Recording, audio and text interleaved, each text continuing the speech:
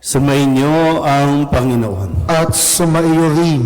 Ang mabuting balita ng Panginoon ayon kay San Lucas. Papuri sa iyo, Panginoon.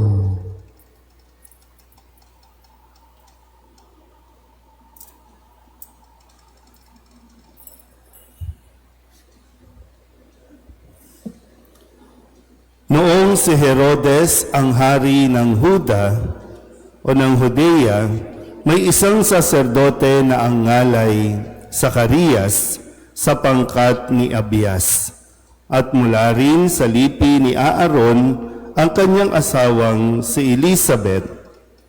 Kapwa sila kalugod-lugod sa paningin ng Diyos, namumuhay ng ayon sa mga utos at tuntuning mula sa Panginoon. Wala silang anak sapagkat baog si Elizabeth at sila'y matanda na. Ang pangkat ni Zacarias ang nanunungkulan noon at siya'y naglilingkod sa harapan ng Diyos bilang saserdote. Nang sila'y magsapalaran ayon sa kaugalian ng mga saserdote, siya ang nahirang na maghandog ng kamanyang. Kaya't pumasok siya sa templo ng Panginoon sa oras ng pagsusunog ng kamanyang, samantalang nagkakatipon sa labas ang mga tao at nananalangin. Walang ano-ano'y napakita sa kanya ang isang anghel ng Panginoon, nakatayo sa gawing kanan ng dambanang sunugan ng kamanyang. Nagulat si Zacarias at sinidlan ng matinding takot nang makita ang anghel. Ngunit sinabi nito sa kanya, "Huwag kang matakot, Zacarias. Dininig ng Diyos ang panalangin mo. Kayo ni Elizabeth ay magkakaanak ng isang lalaki, at Juan ang ipangangalan mo sa kanya. Ikaw ay matutuwa at magiging maligaya, at marami ang magagalak sa kanyang pagsilang, sapagkat siya ay magiging dakila sa paningin ng Panginoon. Hindi siya iinom ng alak o anumang inuming nakalalasing. Sa sinapupunan pa lamang ng kanyang ina, mapupuspos na siya ng Espiritu Santo. Marami sa mga anak ng Israel ang panunumbalikin niya sa kanilang Panginoong Diyos. Mauuna siya sa Panginoon, taglay ang espiritu at kapangyarihan ni Elias, upang pagkasunduin ang mga ama at ang mga anak, at panumbalikin sa daan ng matuwid ang mga suwail. Sa gayon, ipaghahanda niya ng isang bayan ang Panginoon." Sinabi ni Zacarias sa anghel, "Paano ko po matitiyak na mangyayari ito, sapagkat ako'y napakatanda na at gayon din ang aking asawa?" Sumagot ang anghel, "Ako si Gabriel na naglilingkod sa harapan ng Diyos. Sinugo ako upang ihatid sa iyo ang mabuting balitang sinabi ko na sa iyo. At ngayon, mabibingi ka't hindi ka makapagsasalita hanggang sa araw na maganap ang mga bagay na ito, sapagkat hindi ka naniwala sa mga sinabi ko na matutupad pagdating ng takdang panahon." Samantala, naghihintay naman kay Zacarias ang mga tao. Nagtaka sila kung bakit nagtagal siya ng gayon sa loob ng templo. Paglabas niya ay hindi na siya makapagsalita. Mga senyas na lamang ang ginagamit niya. Kaya natanto nila na nakakita siya ng pangitain at siya'y nanatiling pipi. Nang matapos ang panahon ng kanyang paglilingkod, ay umuwi na siya. Hindi nga nagtagal at naglihi si Elizabeth. At hindi ito umalis ng bahay sa loob ng 5 buwan. "Ngayon nilingap ako ng Panginoon," wika ni Elizabeth. "Ginawa niya ito upang alisin ang aking kadustaan sa harapan ng mga tao.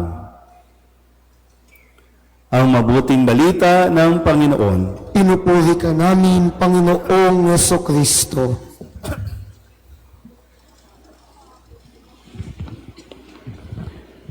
Isang magandang umaga po sa inyong lahat. Palapakan natin ang Panginoon.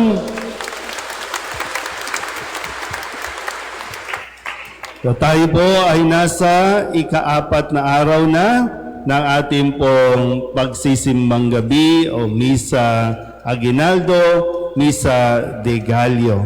Ika-4 na araw ng ating paglalakbay sa ating pong pagsama kay Maria at San Jose hanggang makarating tayo doon sa Belen kung saan isisilang ang ating Panginoon.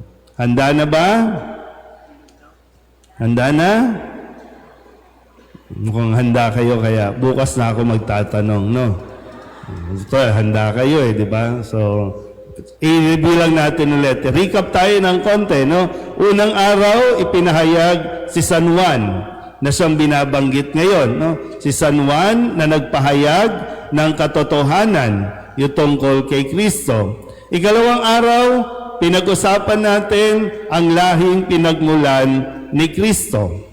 Ikatlong araw, narinig natin ang pinagdaanan ni San Jose bago pa siya tuluyang, kumbaga, nakapag-isip o bago niya tuluyang hiwalayan si Maria dahil nga sa nangyari na nabuntis na si Maria nang hindi pa sila nagsasama. At doon, sinabi ng anghel ng Panginoon kung ano ang nangyari, kung kaya't pagkagising ni San Jose, sinunod niya ang bilin ng Panginoon. Sabihin niyo nga sa katabi ninyo, gumising ka na. Mga panahon na para gumising at sundin mo kung ano ang ipinagagawa sa iyo ng Diyos, kung ano ang iyong misyon bilang asawa at bilang ama. Okay? Sabihin niyo nga ulit sa katabi niyo, gising na. Ika-4 na araw, talagang babagsak na yan. Pag ganyan na yan, no? Okay, so ngayon ay narinig natin ang paglilihi kay San Juan Bautista o Juan Bautista. Paglilihi at ang kanyang mga magulang, si Zacarias at si Elizabeth. Si Zacarias, yan yung mga tropa ng mga lay minister natin. Yan, mga matatanda na. Yan. Si Elizabeth naman, sabi doon, bukod sa baog na, matanda na. Yan, ito yung mga tropa ni Elizabeth. No? Sabihin nyo nga sa katabi ninyo, mabubuntis ka mamaya. Yan, natin na lang, di ba? Kasi sa unang pagbasa, yung paglilihi kay Samson, di ba? Yung asawa ni Manoah, na baog din, hindi sila magkaanak. Pero nang lumitaw yung anghel at sinabing, dininig na ng Diyos ang inyong panalangin. Ganun din yung sinabi kay Zacarias. Sinabi din na huwag kang matakot at ibinalita na dininig na ng Diyos ang inyong panalangin. Sa loob ng mahabang panahon ng kanilang pagdarasal, halos suminto na nga si Zacarias at Elizabeth kasi matanda na, para bang sa kanilang katandaan, imposible na sila ay magkaanak pa. Para bang tinanggap na nila na hindi sila magkakaanak. Pero ngayon, narinig natin ang pagpapahayag na dininig ng Diyos ang kanilang panalangin. Isang bagay na matututunan natin, walang panalangin ang hindi nakakarating sa Diyos. Handaan po natin yan, ha? Bagamat ang pagsagot, di ba, kasi lumalapit tayo, nagre-request, nagdarasal, pero ang pagsagot sa ating panalangin, ang pagtupad sa ating mga kahilingan ay nasa oras ng Diyos. At ang oras ng Diyos ay laging nasa tamang panahon. Kaya nawa, no? Kapag pinanghihinaan na tayo o nawawala na tayo ng gana, naku, parang hindi naman yata dinidinig ng Diyos ang aking panalangin. Pues, pakatandaan mo, nasa tamang panahon ang pagsagot sa ating hinihiling. Kaya ngayon, sa puntong ito na ating pinagninilayan, kasi kahapon pinagnilayan natin yung buhay ni Jose. Isang asawa, isang ama.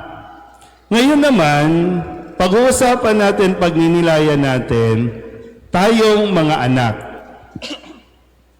Lahat naman, bago ka naging magulang, naging anak ka. At sa pananaw na itinuturo sa atin ng ating mga pagbasa, ito ang pakatandaan mo.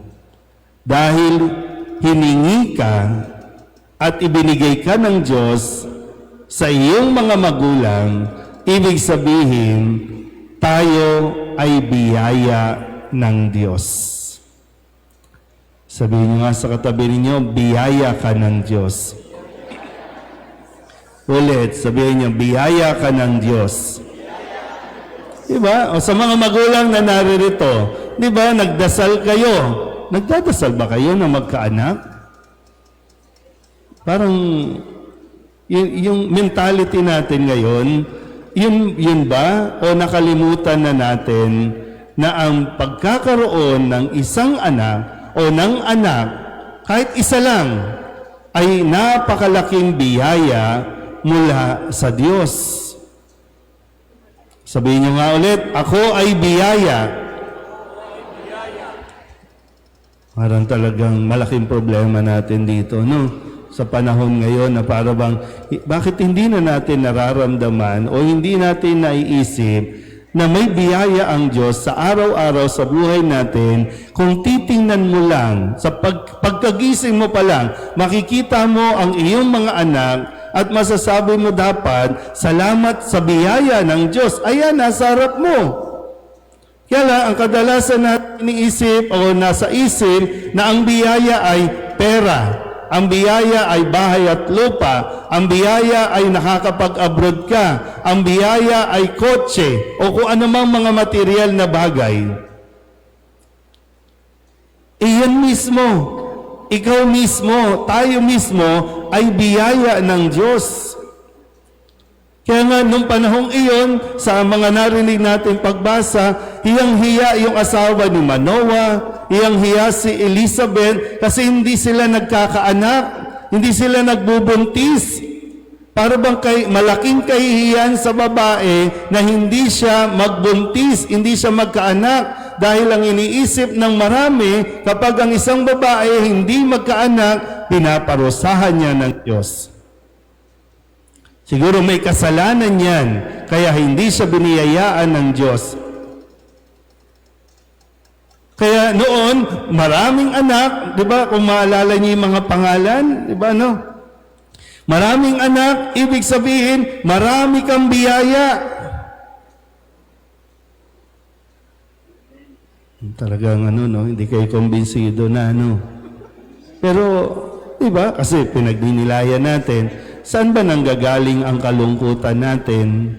Bakit magpapasko na katulad ng mga nakalipas sa Pasko, imbis na maging masaya, nagiging malungkot? Na dapat, di ba, yung source of joy mo, ang iyong mga biyayang natanggap, yung anak mo. Kaya lang ngayon, para bang sa tuwing tinitingnan mo, lalo pa ngayon, magpapasko na, naku, ano na naman ito? Kailangan na naman ito ng damit. Kailangan na naman ito ng laruan. Kailangan na naman ng pera. Kailangan na naman ng pagkain. Kaya pag titingnan mo ang iyong anak, pag uuwi ka, imbis na masaya ka, wala, stress ka na. Na para bang ang naipaparamdam natin sa inyong mga anak, ito ang mga problema ko, imbis na ito ang mga biyaya ko. Kaya, di ba, kung ano yung na ipapasok natin sa kaisipan ng mga bata habang sila'y lumalaki. Okay, kung ano ang ipinaparamdam mo sa mga bata habang sila'y lumalaki, ganun tuloy sila nagiging. Kung ipinaramdam mo na ang batang yan, ang iyong anak, ay problema sa iyo, ibinigay ng Diyos para maging problema, kaya yung mga kabataan ngayon, problematic. Gumagawa ng ikakaproblema, nagdudulot ng problema. Pero kung ang mga kabataan ngayon na nagsisimba dito, marirealize mo, hindi pala ako ang problema, hindi pala ako ibinigay ng Diyos para magbigay ng problema, kundi ibinigay ako ng Diyos para maging biyaya sa aking pamilya, lalong-lalo na sa aking mga magulang na nagdasal na, Lord, bigyan mo kami ng anak. Sabihin niyo nga ulit sa katabi ninyo, biyaya ka.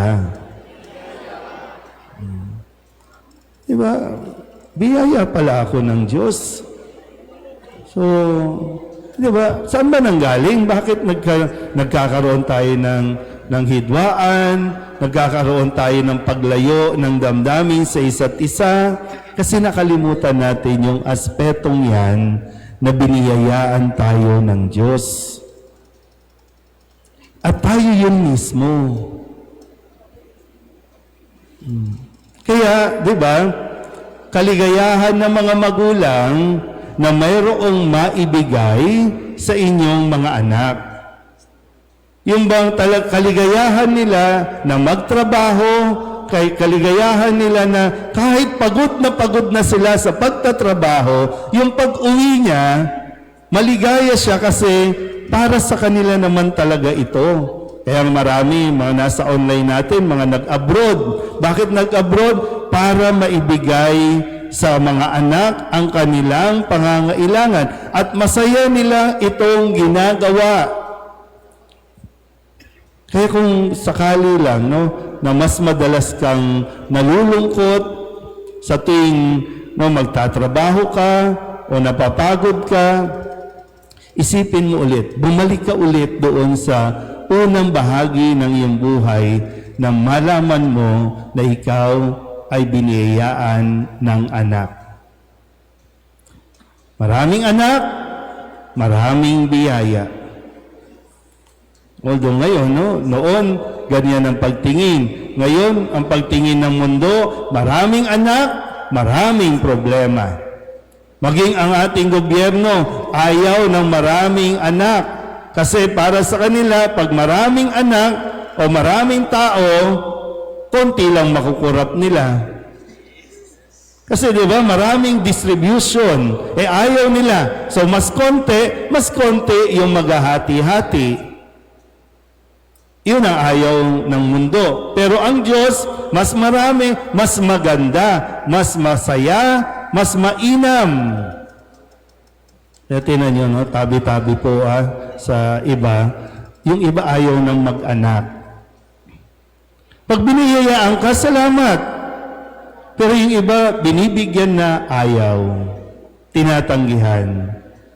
Mas gusto ng alagaan mga hayop.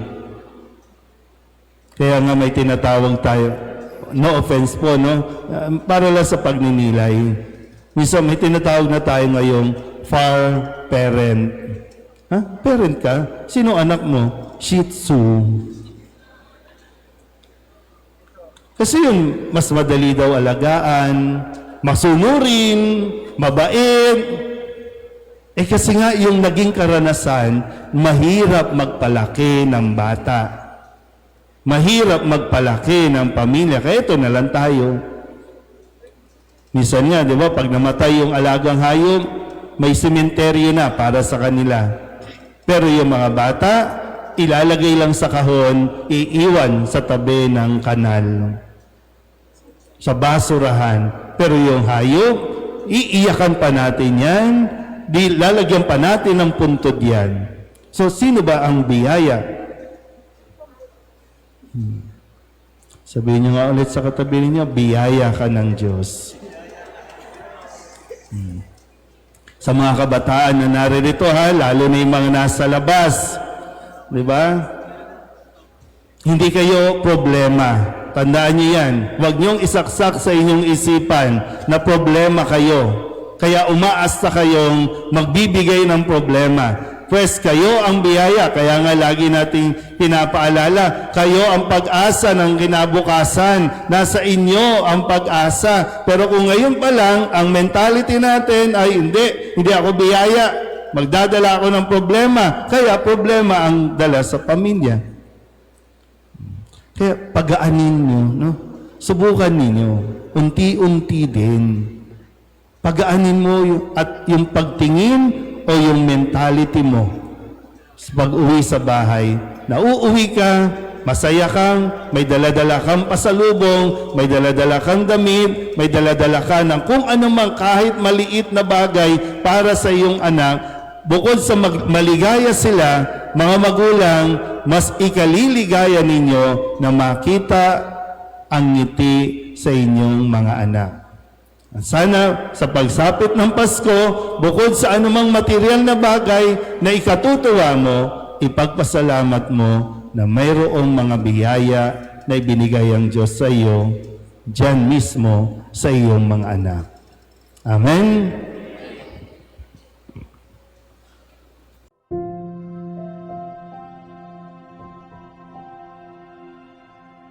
Thank you.